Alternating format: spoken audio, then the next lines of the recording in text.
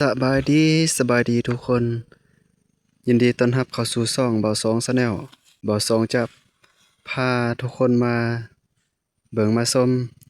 บรรยากาศอยู่สวนยางยามแลงๆเพราะว่ามีต้นหนึ่งเนาะต้นยางที่มันหักแต่มันบ่ขาดเนาะแต่ว่า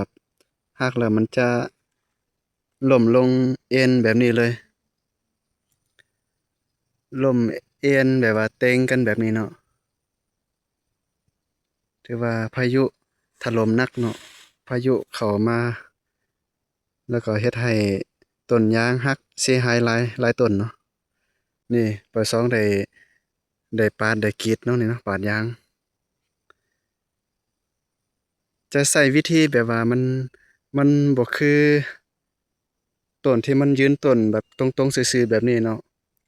สหาวิธีจัดการแบบว่ามีแต่วิธีนี้อย่างเดียวเนาะที่ปสองจะมีการ อ่าแบบให้ปาดยางให้มันได้แล้วให้มันได้น้ำยางเพิ่มเนาะโดยที่บ่ให้เสีย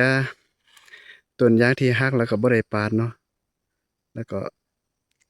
สหาวิธีปาดแล้วให้มันได้น้ำยางเพิ่มเนาะ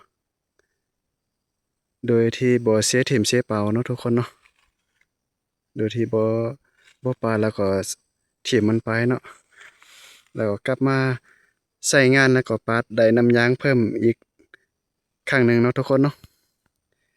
นี่ เดี๋ยวให้ทุกคนได้เบิ่งต้นที่มันหักเอี้ยนเนาะหักหนึ่งแต่สำหรับอยู่กกนี่อยู่กกนี่แต่สำหรับอยู่กกนี่ก็ปาดอยู่นั่นนี่เนาะเป็นห้อยปาดแต่บ่าวสองอยากได้เพิ่มก็เลยคิดเสาหาวิธีมาปาดให้มันได้น้ำยางเพิ่มหน่อยเนาะนี่มันจะล่มเต็งกันแบบนั้นเลยทุกคนโอ้ท้องฟ้าแจ่มใสดีมื้อนี้ มันก็จะย่อยตกมาใส่ในถ้วยแบบว่าป๊อกป๊อกหรือว่าปิกปิกเนาะทุกคนเนาะนี่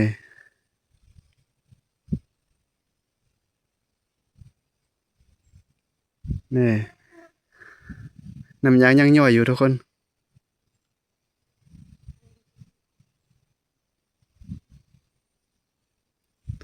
น้ำยางยังย่อยนี่ยังพอได้อยู่ทุกคน